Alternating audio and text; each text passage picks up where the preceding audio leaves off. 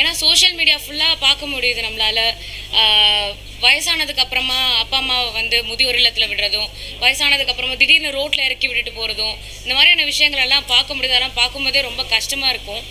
But அந்த மாதிரி ஒரு மனநிலை உள்ள ஆட்கள் இந்த படத்தை வந்து பார்த்தா அவங்களோட மைண்ட் செட்டே மாறிடும். உண்மையிலேயே அவங்களுக்கு எல்லா விஷயமும் புரிய ஆரம்பிச்சிடும். ஏன்னா நம்ம குழந்தையா வந்து என்ன சொல்கிறது, கை குழந்தையா பொறுக்கிறோம், அதுக்கப்புறம் தவழ்கிறோம், கிடைக்கிறதெல்லாம் வாயில் போடுவோம், அம்மாவுக்கு தூக்கம் இருக்காது. இந்த மாதிரி பயங்கரமான ஒரு ஸ்ட்ரகிளில் நம்மளை வளர்த்துட்டு கடைசியில் அதே மாதிரி அவங்க குழந்தையாக மாறும்போது அது நம்மளோட டர்ன் இல்லையா அவங்கள டேக் கேர் பண்ணிக்கிறது.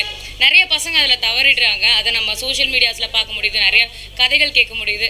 பட் இந்த மாதிரி ஒரு படம் கண்டிப்பாக எல்லாரோட மனசுலையும் இந்த மாதிரி எண்ணம் இருக்கிற உங்களோட மனசில் ஒரு நல்ல மாற்றத்தை ஏற்படுத்தும் நான் நினைக்கிறேன். வீட்டில் வயசான அப்பா அம்மா இருக்கிறவங்களால இந்த படத்தை ஃபுல் அண்ட் ஃபுல் ரிலேட் பண்ணிக்க முடியும். கரெக்டாக ஒரு பேலன்ஸ் கொடுத்துருக்காங்க. யார் மேலேயும் தப்பும் சொல்லலை, யார் மேலேயும் ரைட்டுன்னு சொல்லலை.